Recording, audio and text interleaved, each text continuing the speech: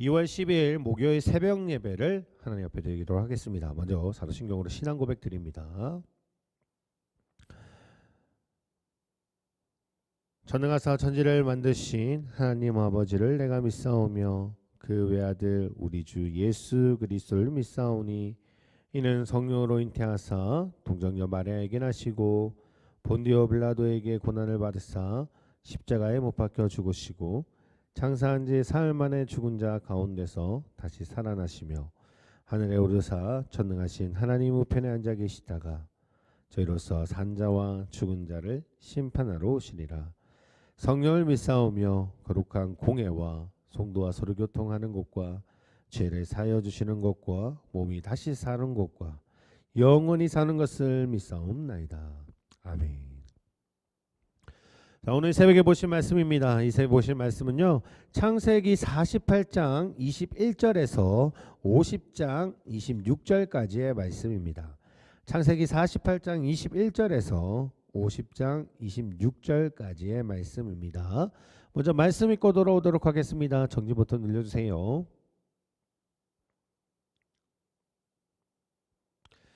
자, 말씀 나가겠습니다. 오늘 본문 말씀 보도록 하겠습니다. 오늘 본문 말씀은 창세기 50장 15절에서 21절까지의 말씀입니다. 창세기 50장 15절에서 21절까지의 말씀 제가 봉독해 드리도록 하겠습니다. 요셉의 형제들이 그들의 아버지가 죽었음을 보고 말하되 요셉이 혹시 우리를 미워하여 우리가 그에게 행한 모든 악을 다 갚지나 아니할까 하고 요셉에게 말을 전하여 이르되 당신의 아버지가 돌아가시기 전에 명령하여 이르시기를 너는 이같이 요셉에게 이르라 내 형들이 내게 악을 행하였을지라도 이제 바라건대 그들의 허물과 죄를 용서하라 하셨나니 당신 아버지의 하나님의 종들인 우리 죄를 이제 용서하소서 하매 요셉이 그들이 그에게 하는 말을 들을 때에 울었더라. 그의 형들이 또 친히 와서 요셉의 앞에 엎드려 이르되 우리는 당신의 종들이니이다. 요셉이 그들에게 이르되 두려워하지 마소서 내가 하나님을 대신하리이까. 당신들을 나를 해하려 하였으나 하나님은 그것을 선으로 바꾸사 오늘과 같이 많은 백성의 생명을 구원하게 하시려 하셨나니 당신들은 두려워하지 마소서 내가 당신들과 당신들의 자녀를 기르리이다 하고 그들을 간곡한 말로 위로하였더라. 아멘. 오늘 말씀은요 정말 마음이 아프고 안타까운 상황들을 볼 수 있는 말씀입니다. 오늘 그 말씀 중에서 요셉의 정말 간절한 이야기, 자신의 마음을 좀 알아달라고 하는 이야기가 19절에서 나오죠. 내가 하나님을 대신하리까. 얼마나 간절한 마음이고 그들을 정말 좀 내 마음을 이해해달라라는 이야기가 담겨져 있는 물음이 아닐까라고 생각해 봅니다. 사실 이 말은요 예전에 야곱의 아들들을 낳게 하라고 자정을 냈던 라헬에 대해 책망하는 말이었다면 이번에는 형들에게 절대 보복하지 않을 것임을 강조하는 표현이 담겨져 있는 말이었습니다. 요셉은요 자기를 해하려 한 형제들마저도 용서하는 그 분량이 있는 사람이었죠. 형들이 아버지 야곱이 죽은 뒤에 자신들의 전에 했던 일들로 인해서 보복을 당할 것을 염려해서 미리 두려움에 처해 있는 미리 두려움을 가지고 이제 요셉에게 말하게 되죠. 그때 요셉의 반응은요 너무나도 서러웠던지 울고 있습니다. 울면서 반응을 하죠. 진정이 통하지 않았고 그리고 관계가 겉으로는 멀쩡해 보였지만 실제로는 진정한 하나가 되지 않았기 때문일 거라 생각합니다. 총리의 권세를 가진 동생 요셉이 마음만 먹으면 자신들을 예전에 있던 그 일들로 통해서 얼마든지 죽일 수 있을 거다라고 형들은 생각했습니다. 그래서 요셉은 억지로 참고 지낸 것이 아니라 하나님의 섭리 안에서 일어난 일로 해석했고 자신의 모든 처해 있던 그 일들이 그리고 그 모든 것에 하나님의 뜻임을 알고 자유했다라고 하는데 형들은 그렇게 생각하지 못하였던 것 같죠. 그러다 보니 그들에게는 두려움이 앞서게 됐던 것 같습니다. 사실 요셉의 입장에서 보면요, 자신을 죽이려 했고 그리고 자신의 노예로 팔아버렸던 그 형들을 용서할 수 있는 인간이었을까라고 생각해 본다면 쉽지 않았을 거라고 생각합니다. 진짜 그들 행위를 통해서 13년이라는 시간을 외국에서 노예와 죄수로 지내야 했고 그리고 정말 청춘의 제일 좋은 그 시기 때를 정말 아프고 힘든 기억들로 가질 수밖에 없는 상황들이었죠.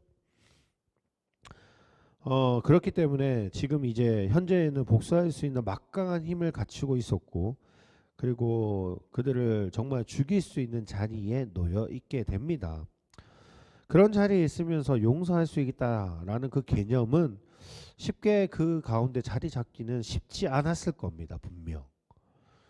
그럼에도 그가 진정으로 용서하고 사랑할 수 있었던 이유는 무엇입니까? 그에게 있어서 사랑이 자신에게서 나왔다면 그렇게 할 수 없었을 거예요, 분명히. 어떻게 사랑하겠습니까? 정말 정말 철천지 원수라고 해도 원수인데 만약에 내가 그런 상황에서 내 동생 저 여동생이 있는데 여동생이 나에게 그렇게 해서 나를 팔아버리고 나는 평생 노예 신세를 지었다가 이제 나는 저 사람 이제 그 동생을 죽일 수 있는 위치에 있다고 하면 나는 죽이지 내가 정말 마음이 약해서 그를 죽이지 못한다 할지라도 정말 그를 힘들게 할 수는 있을 거라고 생각합니다. 그게 진짜 우리 인간의 마음이죠. 재성을 가진 인간의 마음이죠. 하지만 요셉은 그렇게 하지 않았습니다. 하지만 그렇게 할 수 있었던 아주 큰 이유가 무엇이죠? 그와 함께 하시고 또한 그를 형통하게 하시고 그로 바로의 꿈을 해몽하게 하시고 그리고 이제 총리가 되게 하셨고 결국 예언대로 기근을 통해서 자신의 꿈마저 성취할 수 있었던 하나님의 일하심을 생각하면 자신이 감히 형들을 보복할 수 없었던 것이죠. 모든 주관자가 되신 것은 하나님이심을 요셉은 알고 있는데 어떻게 자기 마음대로 하나님이 주신 그 자리에서 자기 마음대로 보복할 수 있겠습니까? 하나님이 애굽의 많은 수의 자손들을 번성하게 하셨고 그리고 조상 아브라함과 이삭과 야곱에게 맹세하셨던 그 땅으로 돌아갈 수 있게 하시려고 그들을 보호하시겠다. 그렇게 계획하셨음에 알았기 때문에 요셉은 알고 있었기 때문에 절대 자신이 가지고 있던 그 악한 마음들, 보복하고 있던 마음들은 쉽게 내비칠 수 없었을 겁니다. 그리고 정말 하나님이 주시는 그 은혜를 통해서 그 보복이라는 말 자체가 다시 회복으로 되어서 그들의 사랑하는 마음으로 바뀌었다는 거죠. 그래서 진심으로 그들을 사랑하는 마음으로 대했다라는 겁니다.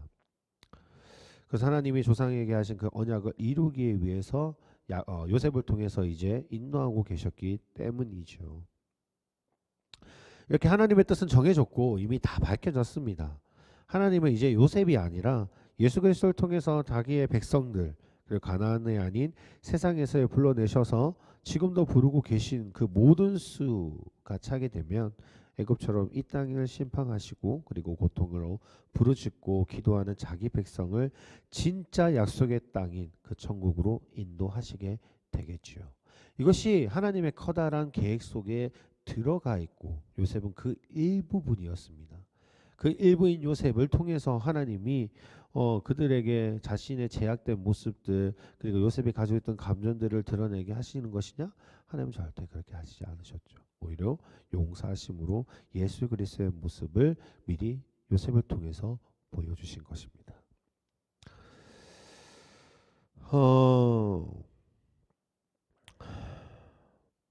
하나님은 우리를 계획 안에서 이루어 가시는 것은 분명하십니다. 오늘 요셉을 보아서도 알 수 있겠지만 요셉이 그 형들을 용서하는 것의 모습을 통해서 하나님이 그들을 통해서 어떻게 계획하심을 우리가 단편적으로 볼 수 있는 일이죠. 하나님은 그리고 그 일을 행해 가십니다. 그렇다는 말은 무슨 말이냐? 우리가 정말 바라보고 살아야 될 것이 이 세상에 있는 것이 아니라 하나님의 것을 바라봐야 된다라는 것이죠. 어, 사람들은 어떻게 이 세상에는 내가 영원히 살 거라고 생각하면서 이 세상에 미련을 두고 살아가려고 합니다. 하지만 우리는 그럴 필요가 없죠. 우리가 바라봐야 될 것은 우리를 구원하실 그 주님과 그 구원하셔서 거할 처소인 천국일 것입니다. 우리가 그것의 꿈을 가지고 그것을 목표하고 그것을 바라보며 살아간다면 이 세상의 것은요 사실 정말 중요한 것이 아니게 됩니다. 물론 이렇다면 천국만 바라보고 이 세상에서 엉망으로 살아도 됩니까? 그럼 이 세상에 가진 것들을 전혀 누릴 필요 없습니까? 라는 이야기가 아니죠. 어, 우리가 천국을 바라보고 살아간다라는 것은요. 우리가 천국을 통해서 갈 수 있기 위해서 정말 중요한 것이 무엇입니까? 하나님의 계획하셨던 그 삶들을 감당하는 것이죠. 그 말은 하루하루를 정말 은혜 가운데 믿음 가운데 열심히 사는 것이 우리가 또한 우리가 천국을 바라보는 자들의 삶일 겁니다. 열심히 살지 말라는 것이 아니라 하나님의 나라를 기다리면서 오늘을 얼마 어떻게든 열심히 살아가야 된다는 것이죠. 하지만 언제든지 하나님께서 우리를 부르시면 툭툭 털어서 갈 수 있는 하나님 오라 하면 우리는 갈 수 있는 청지기의 삶 나그네의 그 마음으로 산다면 우리가 세상을 살아갈 때에 개인적인 감정에 사로잡혀 살지 않을 수 있게 될 것입니다. 자, 사랑하는 성도님, 그러면 어떻게 살아가기를 원하세요? 우리의 삶은 언제나 세상의 것에 쫓겨가지고 찌들려 다니는 삶을 살기를 원하십니까? 아니면 세상의 것들조차도 하나님 것에 비하면 아무것도 아닌 것을 생각하면서 우리가 청지기의 삶으로 정말 그건 아무것도 아니다. 우리가 살아가는 삶의 중요한 것을 바라보는 것은 세상의 것이 아니라 천국의 것이다라는 것을 가지고 살아가느냐. 그 차이는 어마어마하게 할 겁니다. 오늘 요셉과 그 형제들의 모습만 봐도 알잖아요. 요셉같이 하나님의 계획 아래 자신을 맡기는 삶을 살아갈 것이냐. 아니면 아직도 모르고 그래서 계획도 모르고 아무것도 모르고 오로지 자신의 현재에 잡혀가지고 두려움에 갇혀 사는 그런 요셉의 형들처럼 살 것인가. 우리는 충분히 생각해 볼 필요가 있을 겁니다. 우리는 세상에 바라보는 것이 아니라 천국을 바라보는 자들이 되기를 원합니다.